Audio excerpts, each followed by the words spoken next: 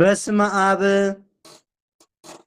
ወወልድ ወመንፈስ ቅዱስ አሐዱ አምላክ አሜን። ዮሐንስም በራእዩ በእግዚአብሔር ፊት የሚቆሙ 7 መላእክትን አየው። ራእየ ዮሐንስ ምዕራፍ 8 ቁጥር 2።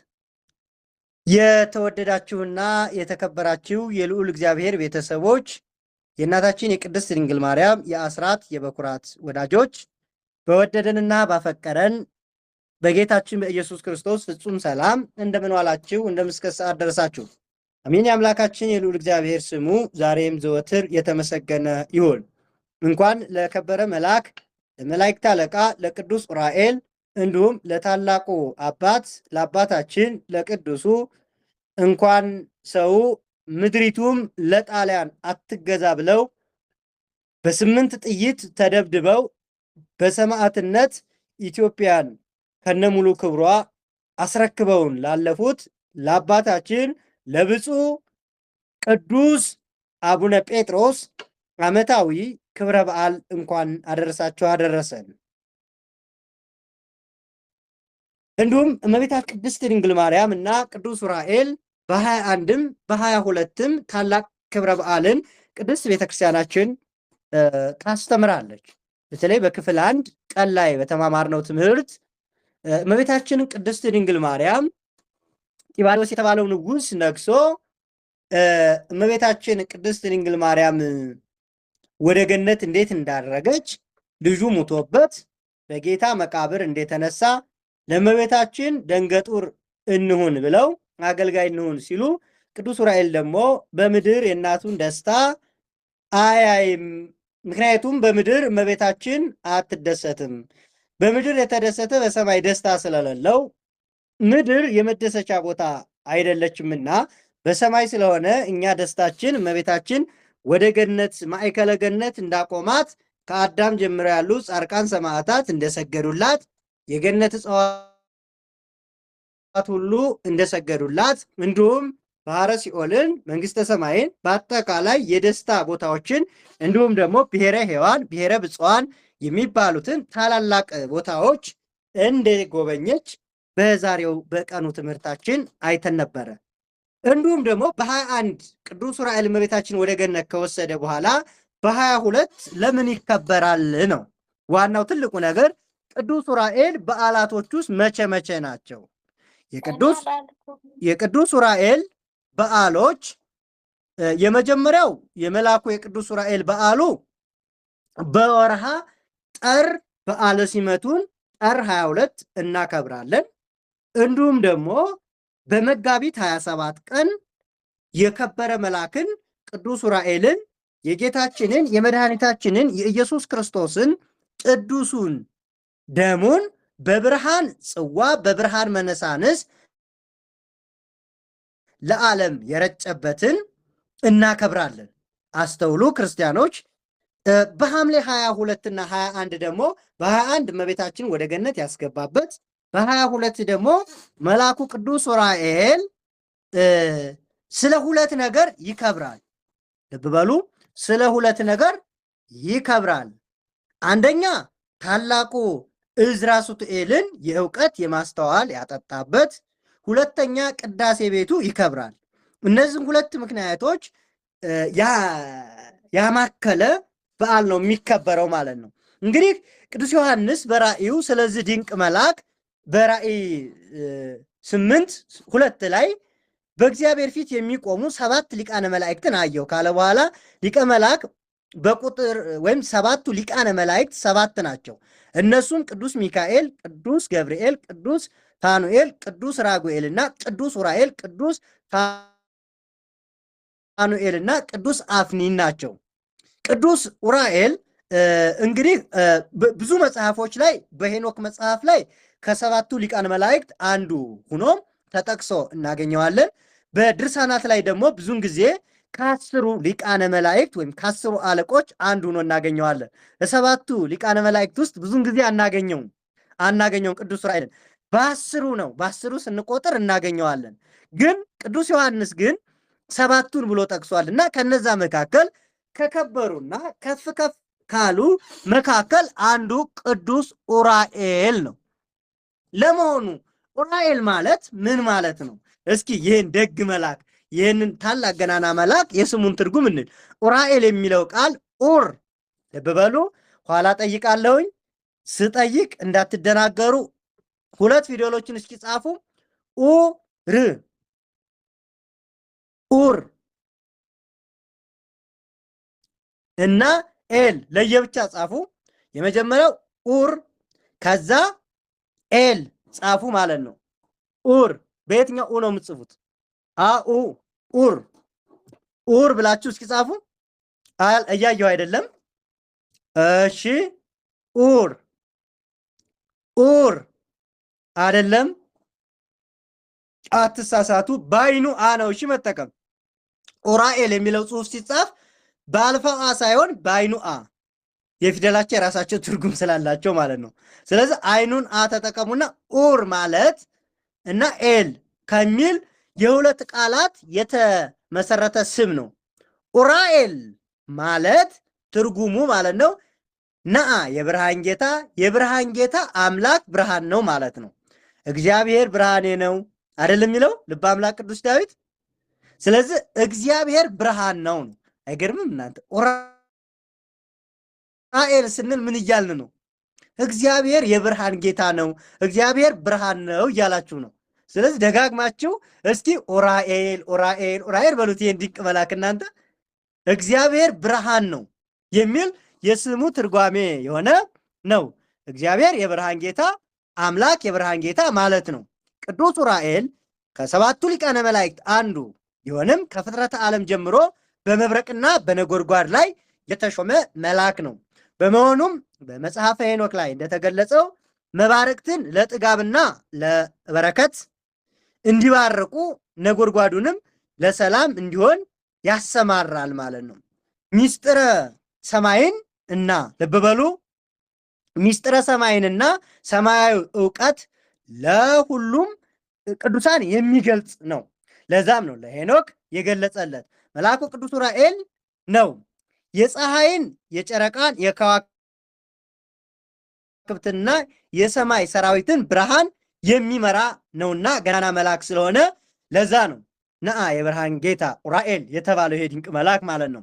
ይህንን እንደሚመራ እነዚህን መባረቅትን በተለይ ብልጭ የሚለው እነሱ መባረቅት ለሁለት ነገር መባረቅት ይባርቃሉ። ወይም ይሄ ጉርምርምታ ማን ነው? በልጅነቱ ወይም ከብት ስጠብቁ ደንግጣችሁ ታውቃላችሁ አይደል?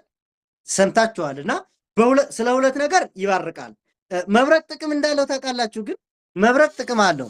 ለምሳሌ እጽዋቶች፣ እህል መብረቅ ሲባርቅ እጽዋቶች ወደ ላይ ተመንድገው ይወጣሉ።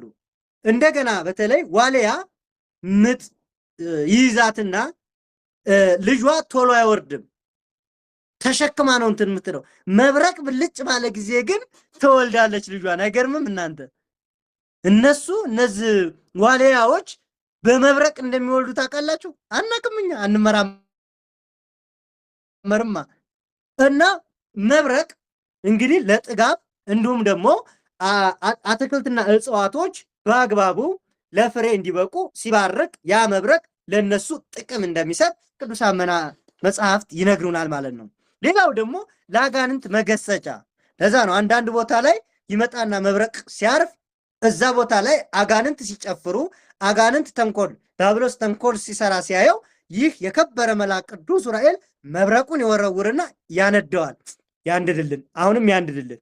በሀገራችን ላይ ጠብን፣ ጥላቻን፣ ዘረኝነትን፣ መለያየትን፣ መናፍቅነትን፣ ክህደትን የሚያመጣውን እርኩስ መንፈስ ቅዱስ ኡራኤል በመብረቅ አንድዶ ሲኦል ይጨምረው እና መባረቅትን እንደሚያዛቸው እንዲሁም ፀሐይ ጨረቃንና ብርሃናትን ሁሉ እንደሚመራቸው በመጽሐፈ ሄኖክ ምዕራፍ 22 ምዕራፍ 28 ይቅርታ፣ በመጽሐፈ ሄኖክ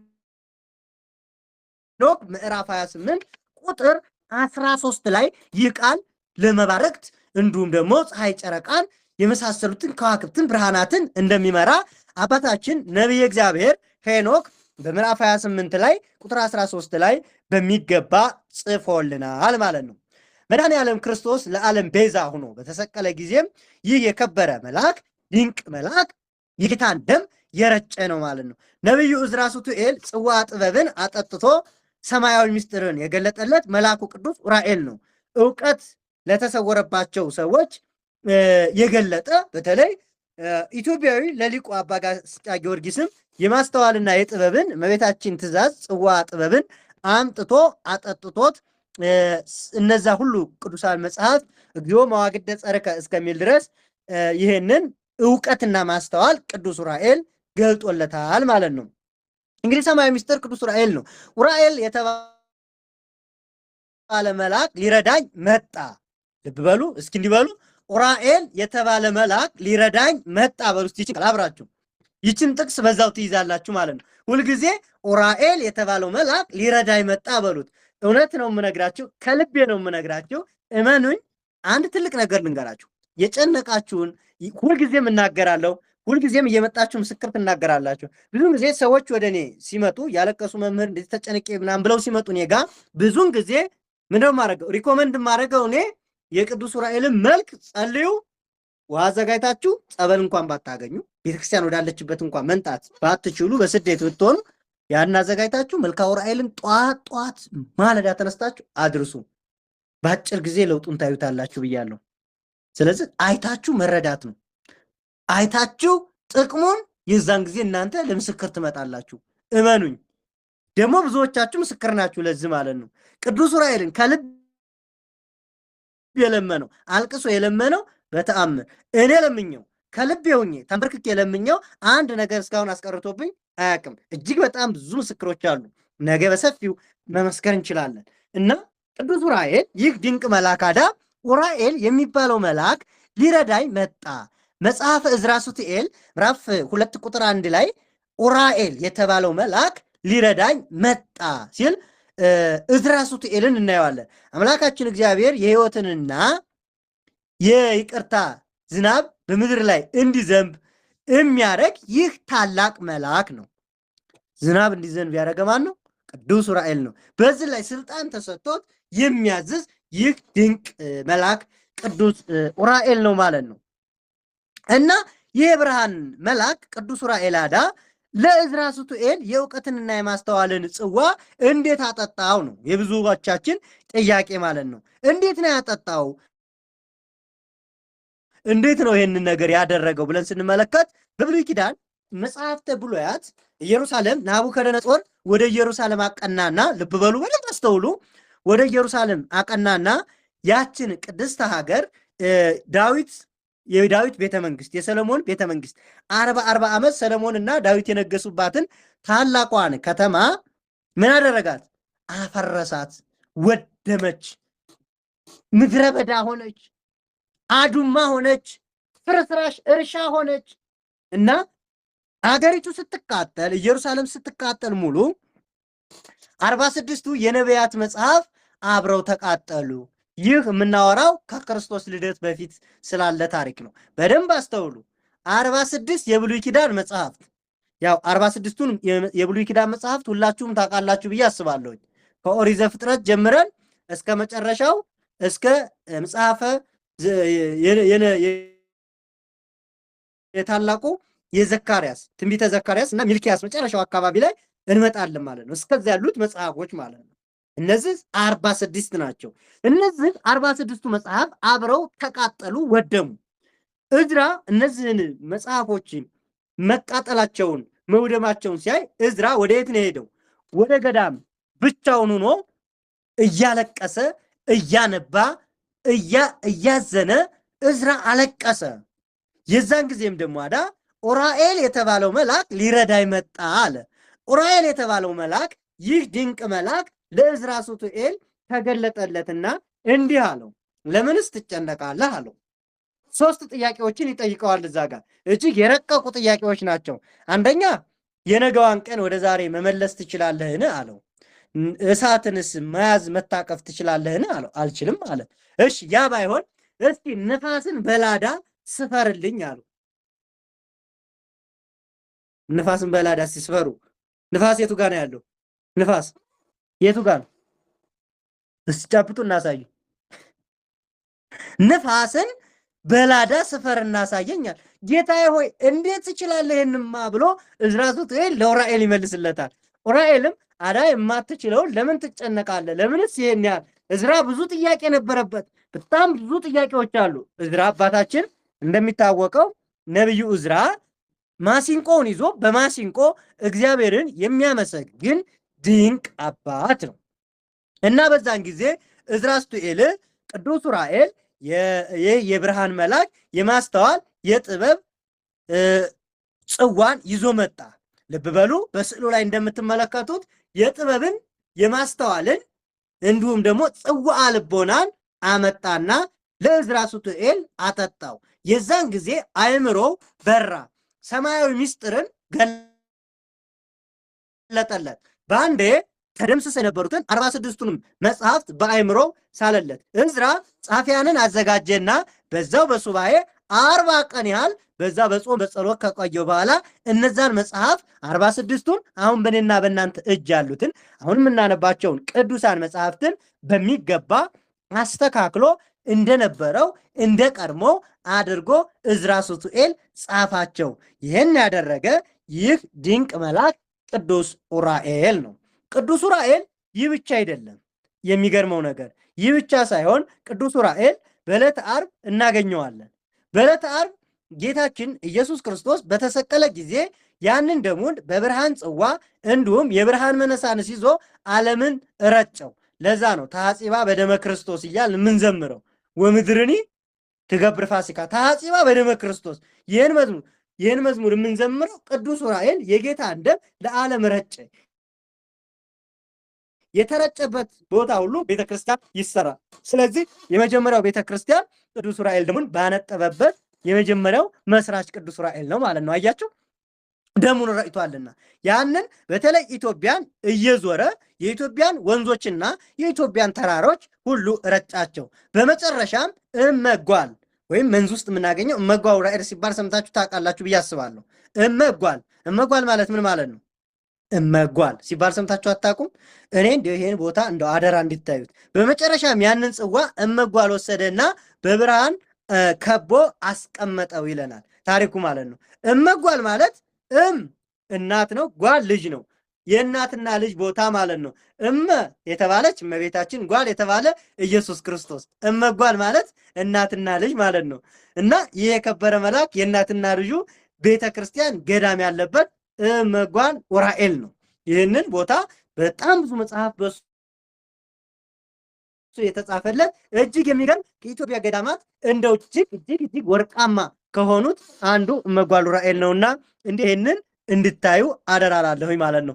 እኔ ያው በቅዱስ ኡራኤል እንደው አልደራደርምና እንደው ብታዩ ደስ ይለኛል ማለት ነውና እንድትሄዱ ማለት ነው። እንግዲህ ቅዱስ ኡራኤል ይሄ ብቻ አይደለም። እመቤታችንን ቅድስት ድንግል ማርያምን በስደቷ ጊዜ እየመራ በግብፅ ከዛም ኢትዮጵያ አምጥቶ የኢትዮጵያን 44ና ገዳማት ያስጎበኘ፣ ያስባረከ፣ የተንከባከበ በክንፎቹ ይዞ ቅዱስ ኡራኤል እመቤታችንን ሀገራችን አምጥቶ እስራኤል ሀገር የመለሰ በጣና ደሴት ላይ የወሰደ ጸአና ይላል። የሚገርም ነው። በቅዱስ ኡራኤል ላይ ስንመለከት በተለይ የመስከረሙን ጀምራችሁ ስታነቡ ስለዚህ ነው የሚናገረው ማለት ነው። ድርሳነ ኡራኤል ማለት ነው። እና ጸአና ይላል። ጣና ሄዳችሁ ታውቃላችሁ? ወደ 55 ምናምን በላይ ገዳማት አሉ ጣና ውስጥ ማለት ነው። የት? ጣና ውስጥ። እና ጸአና አንዱ እመቤታችን ያረፈችበት ነው። እና የመጀመሪያው እንግዲህ ያ ባህሩ ጣና፣ ባህር ዳር ጣና ነው የሚባለው አይደል? ዛሬ ትክክለኛ ስሙ ግን ምን እንደሆነ ታውቃላችሁ? እስኪ ጸአና በሉ። ጸአና ትክክለኛ ስሙ ጸአና ነው። ጸአና የተባለበት ቅዱስ ኡራኤል በክንፎቹ ጫናቸው ወይም በደመና ጫናቸው። እመቤታችንን ቅዱስ አባታችን አረጋዊ ዮሴፍን፣ ሰሎሜን እናትና ልጁን ይዞ በምን ጫነ? በደመና ጭኖ ስለ ጸአና ተብሎ ስም ወጣለት። አያችሁ፣ ጣና የምንለው ለዛ ነው ዛሬ። አያችኋት እቺ ቤተ ክርስቲያን ግን፣ አያችኋት ኢትዮጵያ ግን ሚስጥራዊ ሀገር ዝም ብሎ አይደለም። አሁን ጸአና የመጣው ይሄ ስም ከዛ ነው። ስለዚህ ይሄ ስም እንዲወጣና በዛ ቦታ ላይ እመቤታችን ያረፈችበት 3 ወር የተቀመጠችበት ከነ ልጇ በጣና ባህር ውስጥ አለ። አሁን ዛሬ ድረስ እመቤታችን የተቀመጠችበት፣ የተስተናገደችበት፣ ያረፈችበት ልጇ አዲና ከሄሮድስ ወታደሮች መታ ያረፈችበት እና በሰሜንም በደቡብም በአራቱም ማዕዘን ቅዱስ ዑራኤል እመቤታችንን አስጎበኛት። የዛን ጊዜ ነው እመቤታችንም የአስራት ሀገርሽ ትሁን ብሎ ልጇ የሰጣት ማለት ነው። እና እመቤታችን ቅድስት ድንግል ማርያም በአክሱም በዋልድባ ከዛ በጣና ብላ በዚህ በእመጓል ዑራኤል ምን በአባ ሳሙኤል በደብረ ወገግ እያለ እንዲህ ተከትላችሁ ያዞራችኋል። በቃ ድርሳነ ዑራኤልን ስታነቡት ይገርማል። በቃ ታሪኩ ማለት ነውና በግራራይ እያለ ያመጣዋል። በቃ የቦታዎቹን ስም እየጠቀሰ የሄዱበትን ሁሉ እያንዳንዱ ይህ የከበረ መልአክ ድርሳነ ዑራኤል ላይ በሚገባ ትምህርቱን ታገኙታላችሁ። ይህ የከበረ መልአክ ቅዱስ ዑራኤል ድንቅ መልአክ ነው። የለመኑትን ሁሉ የሚሰማ ድንቅ መልአክ፣ ፈጥኖ ደራሽ። እንደው እኔ ደጋግሜ ልንገራችሁ፣ የጨነቃችሁን የተቸገራችሁበትን ለቅዱስ ዑራኤል ንገሩ። እመኑኝ፣ መታችሁ ለምስክርነት ትናገራል። 100% 100% ነው የሚናገር ማለት ነው። በቃ እርግጠኛ በቅዱስ ዑራኤል ማለት ነው። በጣም እጅግ ብዙ ነገሮች የተደረገልኝ ስለሆነ ማለት ነውና እጅግ ልዩ ነው አባቴ ቅዱስ ዑራኤል፣ በረከቱ ይደርብን። ስለዚህ ቅዳሴ ቤቱና ለዕዝራ ሱቱኤል የጥበብንና የማስተዋልን ጽዋ ያጠጣው ይህ ድንቅ መልአክ ቅዱስ ዑራኤል ነው። ቅዱስ ዑራኤል በሊቃነ መላእክት ዘንድ የታወቀ እንዲሁም በሊቃነ መላእክት በነገደ መላእክት ዘንድ የታወቀ ታላቅ ብርሃናትን መውጫቸውና መግባቸውን የሚመራቸው የሚያዝዛቸው፣ ዝናቡን ደግሞ ከውቅያኖስ ላይ ውሃውን በደመና ጭኖ በምድር ላይ የሚበቃትን ያህል ለምድር የሚመግብ መጋቢ ነው ይህ መልአክ። በረከቱ ይደርብን። ሌላው ታላቁ አባት ሐምሌ 22 ቀን ኢትዮጵያን ለፋሽስት አልሰጥም ያሉት ብፁዕ ወቅዱስ ብፁዕ አባታችን አቡነ ጴጥሮስ፣ እንደው በመሬት እንደው ባዛኝቷ ይችን ነገር ልብ ብላችሁ ስሙ። ኢትዮጵያ እንዲህ ሲባል ሰምታችኋላ? በአባቶቻችን የአባቶቻችን ደም አጥንታቸውን ከስክሰው ደማቸውን አፈሰው ያቆዩን አገር ነች ሲባል ሰምታችሁ ታውቃላችሁ? እናንተ እንኳን አትሉም። ሚችን ቃል ሰምታችኋል? አባቶቻችን እኮ አጥንታቸውን ከስክሰው ደማቸውን አፍሰው ያቆዩት ሀገር ናት ኢትዮጵያ ሲባል ሰምታችሁ ታውቃላችሁ? የሚያቅማን ነው። እንደው መፈክርም እንደው ሲያቀራሩም ገራው ሸንተረሩ ላይ በሚለው እንደው ሙዚቃም ስትሰሙ ምንም ይች ቃል አለች አይደል? ቆይ አጥንታቸውን የከሰከሱት እነማን ናቸው? ደማቸውን ሲያፈሰሱት እነማን ናቸው? የምር በታሪክ መዝገብ ውስጥ የሚመዘገቡትና በቅድስና ስማቸው ከፍ ብሎ ሊጠራ የሚገባቸው እነማን ናቸው? ግንባር ቀደም አንደኛው ብፁዕ አቡነ ጴጥሮስ ናቸው። በደንብ አስተውሉ። እንደ ባዛኝቷ በጭንቃ ማላጇ በደንብ ስውይ። የኢትዮጵያዊ ቅዱስ ሰማዕት ብፁዕ አቡነ ጴጥሮስ የ20ኛው ክፍለ ዘመን ታላቅ ሰማዕት የሆኑት አቡነ ጴጥሮስ በ1875 ዓ.ም ልብ በሉ፣ በ1875 ዓ.ም በሰሜን ሸዋ ሰሜን ሸዋዎች አስተውሉ፣ በደንብ አስተውሉ። የአባታችን ሀገር ነው።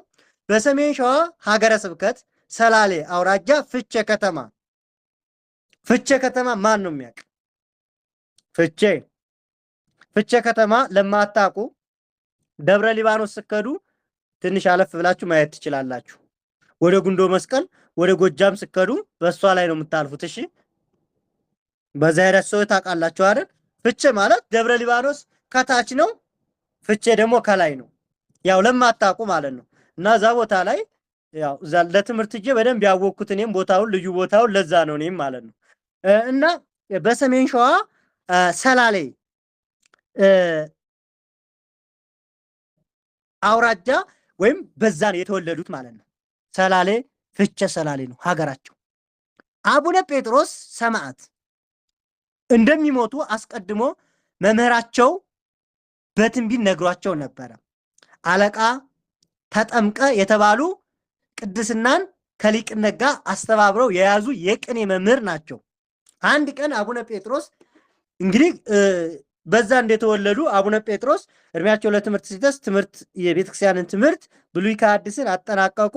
ያው መለኮሱ በልጅነታቸው ከመለኮሱ በኋላ ለጵጵስና ተሹመው ከኢትዮጵያ የመጀመሪያዎቹ ጳጳሳት ከምንላቸው መካከል አንዱ እሳቸው ናቸው እና በመምህራቸው ይሄ ትንቢት ተናግሯቸዋል። የመጀመሪያው አንድ ቀን አቡነ ጴጥሮስ ጠርተው ኃይለ ማርያም አንተ ወደፊት ስማቸው የመጀመሪያው ኃይለ ማርያም ስለነበረ አንተ ወደፊት ጳጳስ ትሆናለህ። በወቅቱ አረመኔ በዘመን ሀገር ይሰለጥናል። አረመኔ ጨካኝ ይመጣል። ታዲያ አንተ ለነፍስ ሳትሳቀቅ በሰማዕትነት ታርፋለህ። በሰማዕትነት ምን ትላለህ? ትሞታለህ አደራ ብሏቸው ነበረ። ይኸውም ትንቢት ደርሶም አቡነ ጴጥሮስ በሰማዕትነት ለማረፍ ችለዋል። ብፁዕ አቡነ ጴጥሮስ አባታችን አቡነ ጴጥሮስ ስማቸው ከምግባራቸው በፊት መምህር ኃይለ ማርያም ይባሉ ነበረ። የመጀመሪያው ስማቸው ኃይለ ማርያም ነበረ። በልጅነታቸው ወላጆቻቸው በደብረ ሊባኖስ ገዳም በመውሰድ በሃይማኖት በምግባር ኮትኩተው አሳድገዋቸዋል። የቤተ ክርስቲያንን ስርዓት ተምረው ከንባብ እስከ ቅኔ ያሉትን ትምህርቶች በሚያስገርም ፍጥነት ከተማሩ በኋላ ወደ ቅኔ አውድማ ጎጃም በመሄድ በዋሸራ የቅኔ ትምህርታቸውን ፈጽመው መምህር ሆነዋል። የዜማን ትምህርት ወደ ጎንደር ሂደው ተምረዋል። በመቀጠልም በወሎ ቦሩ ሜዳ ላይ ወንበር ዘርግተው መጽሐፍትን ሚስጥር ይመግቡ ወደ ነበሩት ወደ ሊቀ አካለ ወልድ አቤት ሊቁ አካለ ወልድ ሲባል ሰምታችሁ ታውቃላችሁ? እጅግ ከኢትዮጵያ ሊቃውንት መካከል ታላቁ አካለ ወልድ ይባላሉ። ወደ ሊቁ አካለ ወልድ ከደሴ ከተማ ወጣ ብሎ ቦሩ ስላሴ የሚባል እጅግ ታላቅ ጉባኤ የተደረገበት ቦታ ነው። ይህንም ታሪክ በደንብ ያዙልኝ። አካለ ወልድ ዘንድ በመሄድ ዋና ትምህርታቸውን የመጽሐፍት ትርጓሜን ሐዲሳትንና ብሉያትን በሚገርም ፍጥነት ከነ ሚስጥራቸው አጠናቀው ብፁዕ አቡነ ጴጥሮስ ወይም የመጀመሪያ ስማቸው ኃይለ ማርያም ተምረዋል። በመቀጠልም ከዛ በኋላ በ19 ልብ በሉ በ1900 ማለት ነው፣ ወይም በ1900 ወሎ አምሃራ ሳይንት ሂደው በምስካበ ቅዱሳን ገዳም ገብተው ወንበር ዘርግተው ለ9 ዓመታት ቅኔን መጽሐፍትን አስተማሩ። በ1910 ወደ ደብረ ሊባኖስ መጥተው ስርዓተ ምልኩስናን ፈጽመው ከዛም መምህርነት ተሾሙ። በደብረ መንክራት ሙር ኢየሱስ ገዳም ሂደው ለ6 ዓመታት ካስተማሩ በኋላ በ1916 ዓ.ም እንደገና በዝዋይ ደብረ ጽዮን ቅድስት ማርያም ገዳም በመምህርነት ተሹመዋል። ለ3 ዓመታትም አገልግለዋል። ከዛም በ1919 ወደ አዲስ አበባ በመምጣት የመንበረ ልዑል ቅዱስ ማርቆስ መምህር ቤተክርስቲያን የግርማዊ ቀዳማዊ ኃይለ ሥላሴ የነፍስ አባት ሆነዋል። ኃይለ ሥላሴን ታውቋቸዋላችሁ? ኃይለ ሥላሴ በኃይለ ሥላሴ እንዲህ ነበር ሲሉ ወላጆቻችሁ እንኳን አልሰማችሁም? እና የኃይለ ሥላሴ የነፍስ አባት ናቸው። ልበሉ፣ የንጉሱ የነፍስ አባት ናቸው። ቅድስት ሀገር ኢትዮጵያ በራሷ ተወላጅ ጳጳስ ልጆቿን እንድትመራ በ1600 ዓመት በኋላ ስለተፈቀደ ከዛ በኋላ የሃይማኖታቸውን በስነ ምግባራቸው የተመሰከረላቸው 5 ደጋግ አባቶች ሲመረጡ አንደኛው ብፁዕ አቡነ ጴጥሮስ ነበሩ። ከነዚህም መሰረት በኢትዮጵያ ለመጀመሪያ ጊዜ የራሳችን ጳጳሳት ልብ በሉ፣ የራሳችን ጳጳሳት የመጀመሪያ የተሾሙልን አቡነ ጴጥሮስ ግንቦት 18 ቀን በ1921 ዓ.ም ጵጵስናን ተሾሙ። ከዛ በኋላ ብፁዕ አባታችን አቡነ ጴጥሮስ ዘምስራቅ ኢትዮጵያ ታላቅ ማለት ነው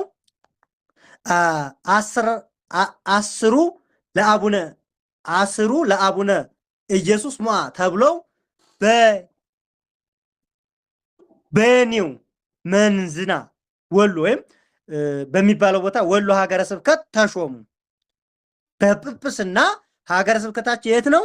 በወሎ ሀገረ ስብከት ተሹመዋል። ብፁዕ አባታችን ቅድስት ቤተክርስቲያንን ቅድስት ሀገር በጸሎታቸው ህዝቡን በትምህርት እየጠበቁ በተጋድሎ ይኖሩ ሳለ አረመኔው የጣሊያን ፋሽስት በ19 ጣሊያን መቼ ነው የመጣው? ነይ በደንብ ስሚ። አሁን እጠይቃለሁ ኋላ ጣሊያን በ1928 ወደ ኢትዮጵያ ገባ። የግፍ ጦሩን የፋሽስትነቱን አዋጅ ከፍቶ በግፍ ይገድል፣ ለቤተ ክርስቲያን ቃጠሎ ያቃጥል ጀመር። በየገዳማቱ እጅግ በርካታ ካህናትን መለኮሳትን ገደሉ። ብርቅዬ የቤተ ክርስቲያን ቅርሶችንም ዘረፉ። አባታችን አቡነ ጴጥሮስ ይህንን ግፍ በማየታቸው የሀገሮቻችንን ወይም በእኛ ሀገር ያሉትን አርበኞች ጋራ በመሆን በጸሎታቸው ሊዋጉ ተነሱ። አርበኞችን በትምህርት ሀገራችሁን ለፋሽስት አትስጡ፣ እናቶቻችንን የሚደፍር እህቶቻችንን የሚደፍር ቤተ ክርስቲያናችንን ቀይሮ የካቶሊክ ቤት የሚያደርግ ፋሽስት ጣሊያን ነውና ይህንን ጣሊያን መክቱ በማለት አርበኞችን ያበረቱ ነበር። በመሆኑም በጸሎታቸው ሊዋጉ ተነሱ። አባታችን ቀዳማዊ ኃይለ ሥላሴ ተከትለው ወደ ሰሜን ጦር ግንባር ማይጨው ዘምተዋል። ፋሽስቱ በማይጨው በመርዝ የተደገፈ ጦርነትን ከማድረጉ የተነሳ የኢትዮጵያ ሰራዊት ሲበታተኑ ከንጉሱ ነገስቱ ጋር ወደ አዲስ አበባ የተመለሱት አቡነ ጴጥሮስ ወደ ደብረ ሊባኖስ ሂደው ለሀገርና ለነፃነት መሞት ቅዱስ ተግባር መሆኑን ለሰላሌ አርበኞች በሚገባ አስተምረዋል። በደብረ ሊባኖስም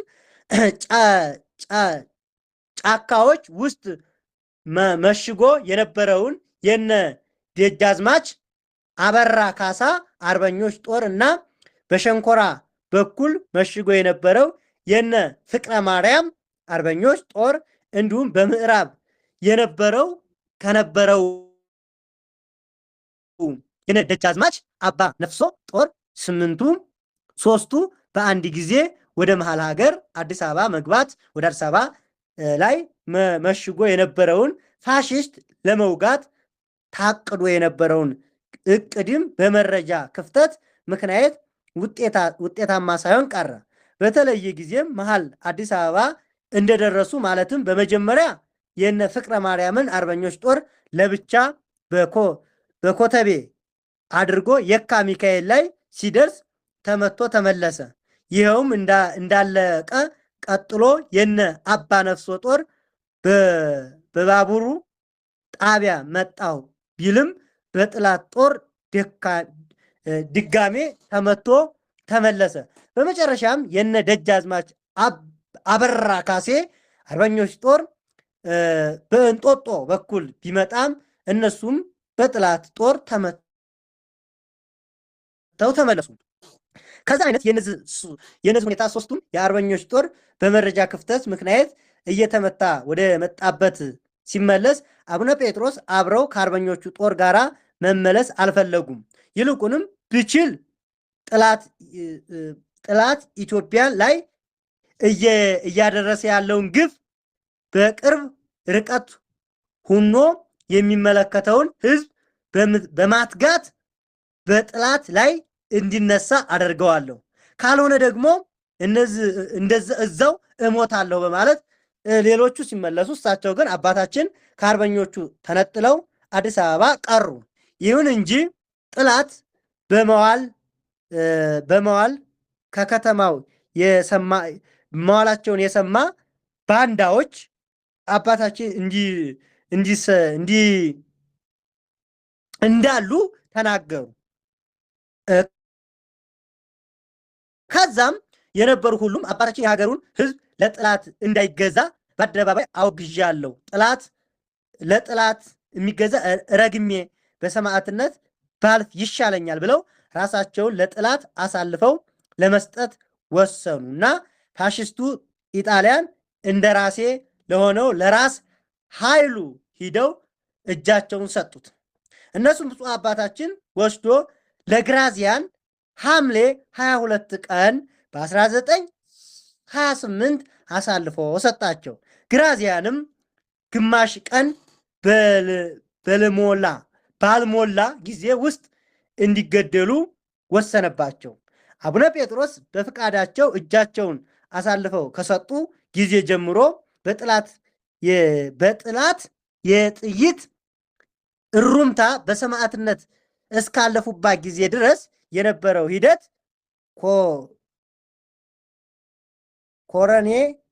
ኮረኔ ወይም ኮሬ ጊላሴ የተባለ ጋዜጠኛ ልብ በሉ፣ ይህ የውጭ ጋዜጠኛ ነው። እንደው እኛ ብንጽፈው አዳሉ ይባላል፣ ግን የራሳቸው ጋዜጠኛ አንድ ብሎ ጻፈ። መለኪያ ምስራቅ አፍሪካ ዜና መዋዕል እንዳዘጋጀ የነበረው ፔጅ ላይ የተባለ የጋዜጠኛ ሰኔ 15 ቀን 1935 ዓ.ም በአዲስ አበባ ነበር ጊዜ አቡነ ጴጥሮስ ላይ የተሰጠው ፍርድና የተፈጸመው የግፍ ግድያ ባየና በተመለከተው መንገድ ቦታ 22 ጴጥሮስ ተይዘው ወደ ቀረቡ። በዛ ጊዜም አቡነ ቄርሎስ የተባሉ ግብፅ ጳጳስ ቀርበው ለእስክንድሪያ ፓትርያርክ ምክር ቤት ታታስማ በጴጥሮስ ላይ አንዳች ማድረግ አይገባ ለግራዚያን ነገሩት። አቡነ ቄርሎስ በእምነታቸው ለዓለም ማስተማና አቡነ ጴጥሮስ ለማስበው ነበር። ነገር ግን አቡነ ጴጥሮስ እንኳንስ አዲስ አበባ ውጭ ከማሰማቱ በፊት በግማሽ ቀን እንዲፈጸም መመሪያ አስተላለፈ። ወደ ምስራቅ አፍሪካ ዜና መዋዕል ጋዜጠኛ ፔጅ ዘገባ እንመለስና የአቡነ ጴጥሮስን መልካቸው እንዲህ ነበር ይላል። መልካቸውና ተክለ ቁመናቸው እንዲህ በማለት ይገልጻቸዋል። ልብ በሉ።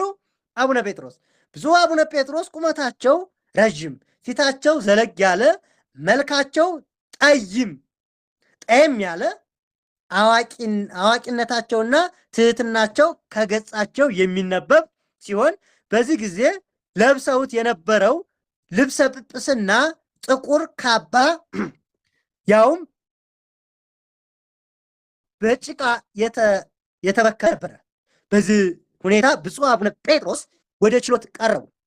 ለፍርድ የተሰኘውም ዳኞች 3 ሲሆኑ እነዚህም ጣሊያኖች የጦር ሹሞች ናቸው።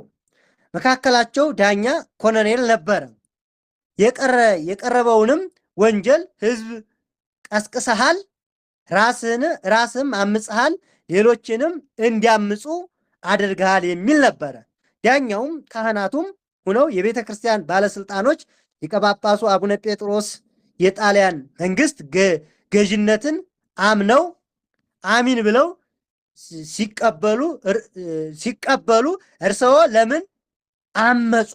ለምንስ ብቻውን አፈንጋጭ ሆኑ? ሲል ጠየቃቸው። ብፁዕ አቡነ ጴጥሮስም እንዲህ ብለው መለሱ። አንጀት የሚያርስ ነው። ዝጋ ብረም ስሙ።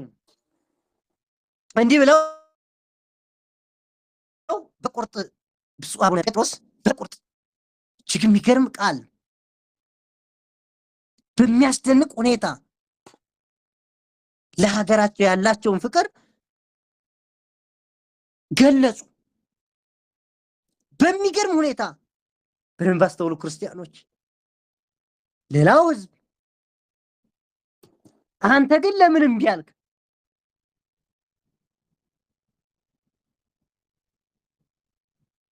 ለምን እምቢ ብለህ አመፅክ?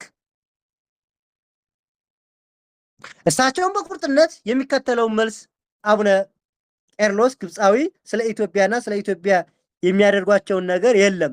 እኔ ግን ብፁዕ አቡነ ቄርሎስ ስለ ኢትዮጵያውያን የሚገዳቸው ነገር የለም። ምክንያቱም ግብፃዊ ናቸው እሳቸው። እነሱ የጣሊያንን ጦር ሲቀበሉ እናንተ ለምን እምቢ አላችሁ ብሎ ሲጠይቃቸው ዳኛቸው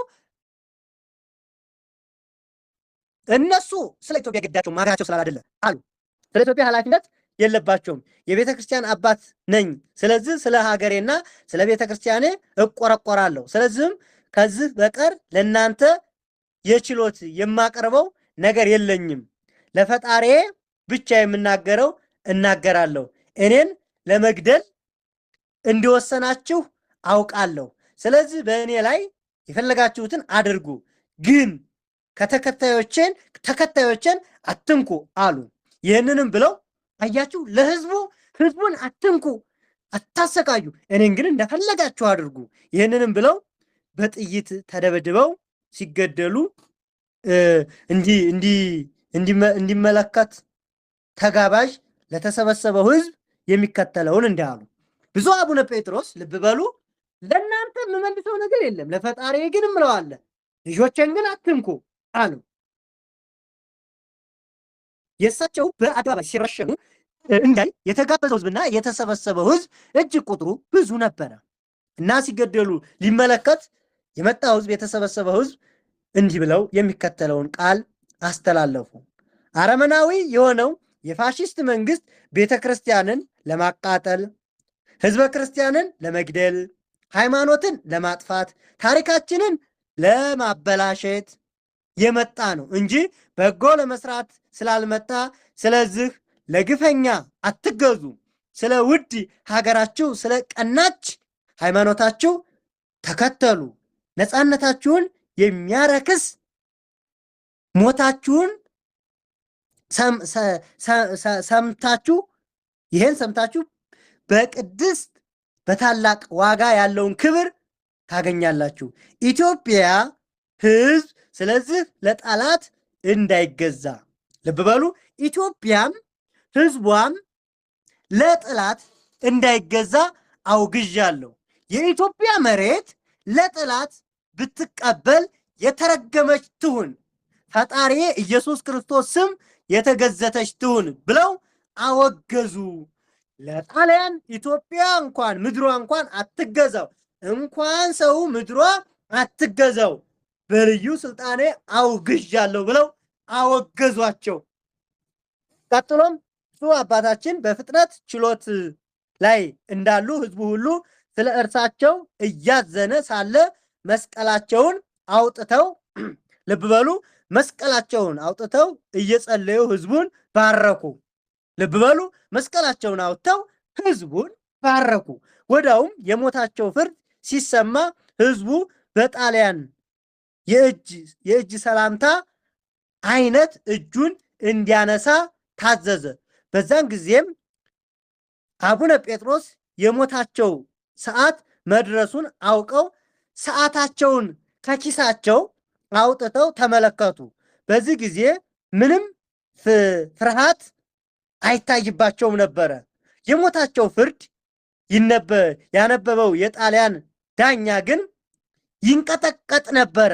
ታላቅ ፍርሃት በፊቱ ላይ ይታይ ነበረ።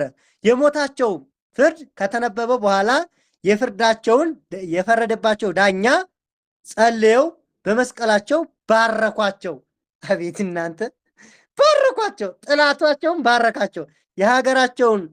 የሀገራቸውን በጥላት መወረር፣ የህዝባቸውን መገደልና መታሰር፣ የቤተ ክርስቲያናቸውን መደፈር እስከ ሞት ያደረሳቸው እኒህ እውነተኛ ጳጳስ እንዲገደሉ ሲወሰዱ ለመገደል ሲወሰዱ ጥይት አልፎ ሌላ ሰው እንዳይመታ ግንብ ይፈለግ ጀመር። ልብ በሉ፣ ጥይቱ እሳቸው ሲተኮስ ወደዛ አልፎ ሌላ ሰው እንዳይገድል ግንብ ይፈለግ ጀመር። ሩቅ ባለመሄድ ከመካነ ፍቱ 10 ሜትር ከፍርዱ ቦታ ማለት ነው 10 ሜትር ርቆ ግንብ ያለው መግደያ ቦታ ተገኘና ወደዛ ተወሰዱ። ከገዳዮቹም አንዱ ፊታቸውን ለመሸፈን ፊትዎትን መሸፈን ይፈልጋሉን ሲል ጠየቃቸው። ይሄ ያንተ ስራ ነው ሲል ብፁዕነታቸው መለሱለት። ከመግደላቸውም ቦታ እንደደረሱ ወንበር ቀረበላቸውና ፊታቸውን ወደ ግንቡ ጀርባውን ወደ ህዝቡ አድርገው እንዲቀመጡ ሆኑ። ከዛም በኋላ 8 ወታደሮች በስተጀርባቸው 20 እርምጃ ርቀው ተንበርክከው በተጠንቀቅ ቆሙ። ወዲያውም አዛዡ ተኩስ በማለት ትዕዛዝ ሲሰጥ 8ቱም ተኩሰው መቷቸው።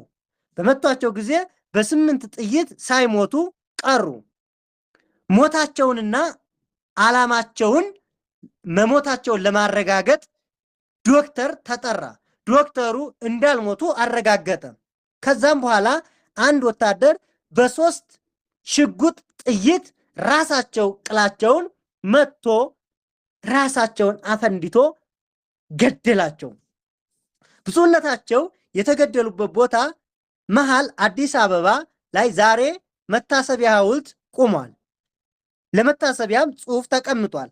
በሚገኝበት ቦታ ላይ ነው በማለት የጋዜጠኛ ወኪልና የምስራቅ አፍሪካ ዜና መዋዕል እንዳዘጋጀው ነው። ይህ ጋዜጠኛው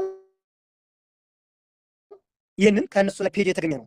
ስለ ብፁዕ አቡነ ጴጥሮስ ሰማዕት ምስክርነት ሰጥቷል። በስተመጨረሻ ደራሲና ጋዜጠኛ ጳውሎስ የተሰኘው ማለት ነው አቡነ ጴጥሮስ እንዴት ሞቱ ሲል በወቅቱ አባታችን ሰማዕትነት ሲቀበሉ በቦታው ላይ በአካል በመገኘት ሁኔታውን የሚከተሉት የነበሩት ሙሴ ታሊክን ጠይቆታል። እነሱም የሚከተሉትን ተንትኗል። አቡነ ጴጥሮስ የተገደሉት ዕለት በዛ ነበርኩኝ። መጀመሪያ በእጃቸው ይዘውት የነበረው መጽሐፍ ቅዱሳቸውን ተሳለሙት። ልብ በሉ፣ መጽሐፍ ቅዱሳቸውን ተሳለሙት። ቀጥሎም በያዙት መስቀል አማትበው ሕዝቡን ባረኩ። የኪሳቸውን ሰዓት አውጥተው ካዩ በኋላ መልሰው ከኪሳቸው ከተቱት። ወዲያውም ወታደሮቹ በሩምታ ተኩሰው ገደሏቸው። ይህ እንደሆነ አስገዳጅ ኮሎኔል ይህንንም ያስገደለ ኮሎኔል ይህንን ተመልክቻለሁ። ሕዝቡ አጨብጭቡ ብሎ አዘዘ። ተጨበጨበ። ማታ እስከ ኮሎኔሉ ጋር ተገናኝተን ስንጨዋወት በዚህ ቄስ መገደል እኮ ሕዝቡ ተደስቷል አለኝ። እንዴት ብሎ እንዴት አልሁት። ሲያጨበጭብ አለኝ። በታወቀ ነው እንጂ ሕዝቡ በህሌና ሲናደድም ያጨበጭባል አልኩት። ሕዝቡ ሲናደድም ያጨበጭባል አልኩት። እንዴት ቢለኝ እጁን ያጨበጨበ ሳይሆን ከዛ በኋላ የሆነውን ቢሆን እኔ ትልቅ ማስታወሻ አግኝቻለሁ ብሎ አቡነ ጴጥሮስ ሲገደሉ የያዙትን የነበረውን መስቀል፣ መጽሐፍ ቅዱስ፣ የኪስ ሰዓታቸውንም ጭምር የእሳቸውን መጽሐፍ ቅዱስ ለመሃል በጥይት ተበስቷል። መስቀሉም ልክ በመሃል ላይ ጥይት በስቶት ወጥቷል። የኪስ ሰዓታቸውም ሁለት እንዲሁ ጥይት ተሰብሯል ብሎ በወቅቱ የተመለከተው ምስክርነት ሰጥቷል። ብፁዕ አባታችን በአደባባይ በሕዝቡ ፊት የሰማዕትነትን ጽዋ ሲቀበሉ ሕዝቡ ጋራ ሁነው ተመልክተው የነበሩት አንዳንድ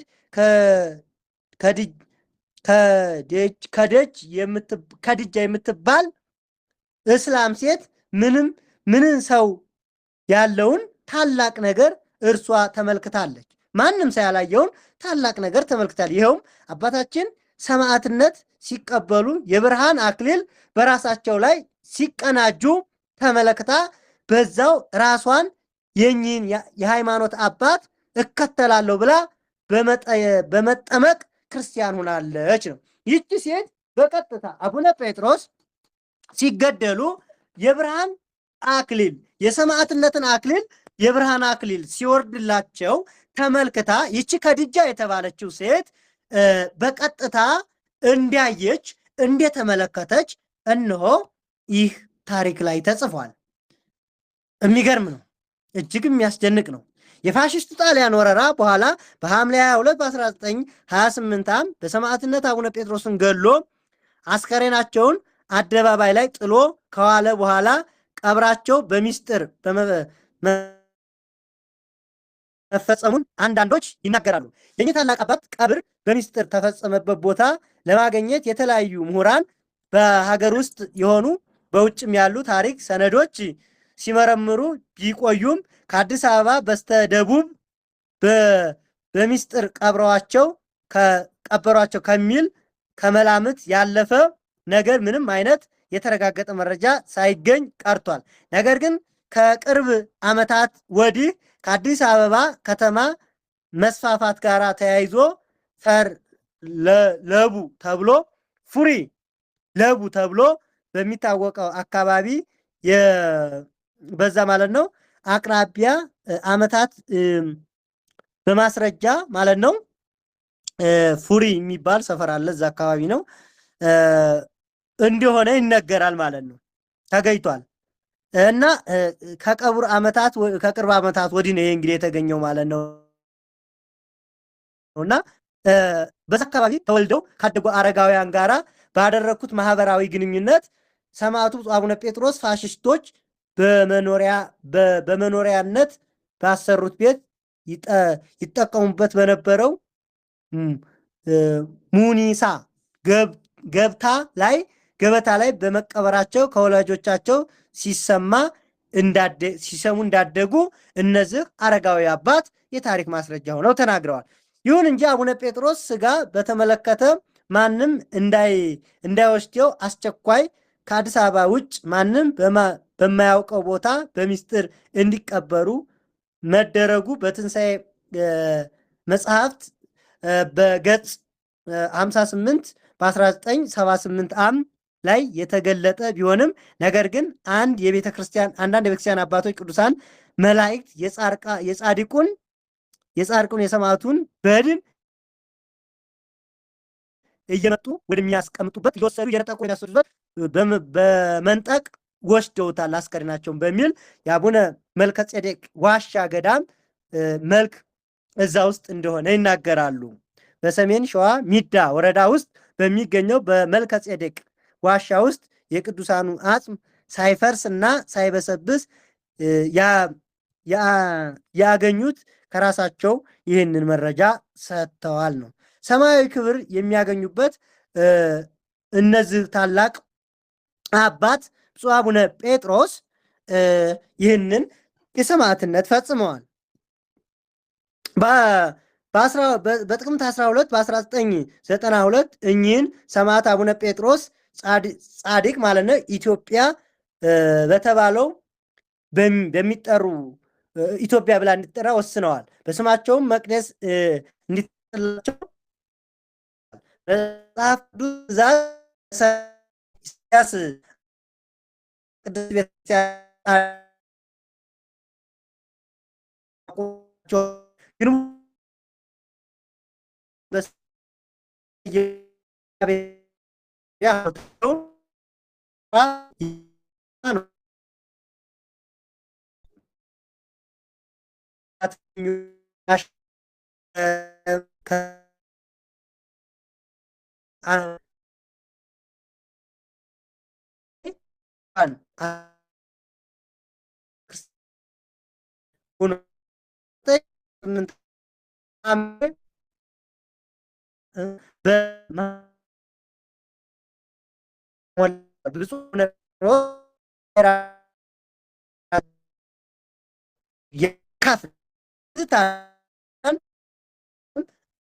ምድሯን ትዛው 22 ቀን ነው ኢትዮጵያ ከነሙሉ ክብሯ ማለት ነው። እና ያወገዙት ጣሊያን አንድ ነገር ሳያገኝ ቂጡን ተገርፎ ያለምንም ድል ተሸንፎ 5 ዓመት ኢትዮጵያ ላይ ቢያዘንብም ያን ሁሉ ጦርነት ቢከፍትም በመጨረሻ በአባቶቻችን አጥንታቸውን ከስክሰው ደማቸውን አፍሰው ድል አድርገው ጣሊያን በቀኝ ግዛት ኢትዮጵያን ሳይገዛ ተገርፎ ተባሮ ሂዷል። እነሱ ዋጋ ከፍለው እኔና እናንተ በነፃነት ያገኘናት ሀገር በአባቶቻችን መዋደቅ ያገኘናት ሀገር ቅድስት ኢትዮጵያ። እኛ ዛሬ ቀና ብለን የትኛውም ኢትዮጵያዊ የትኛውም ሀገር ላይ ሲሄድ በኮሎናይዝ ያልተገዛ በቀይ ግዛት ያልተገዛ ኢትዮጵያ ብቻ ናት። ሌላው አፍሪካ ሀገር እንዳለ በቀይ ግዛት በነጮች ሲገዛ ሲረገጥ ቋንቋው ተቀይሮ እንግሊዘኛ ነው የሚያወራው ሌላው ሀገር። እኛ ግን ይኸው ከነ ሙሉ ክብሯ በእነ አቡነ ጴጥሮስ ደም አያችሁ፣ በእነ አቡነ ጴጥሮስ ደም ዛሬ ላይ ቁመናል። ዛሬ ቁመን በነፃነት ዛሬ ኢትዮጵያ ብለን ከፍ አድርገን አንገታችንን ለነጮች ያልተገዛን ወራሪ መጥቶ ያልገዛት የማንም የነጭ መጥቶ ያልገዛት ያልተንበላጠጠባት ሀገር ብለን በኩራት የምንናገረው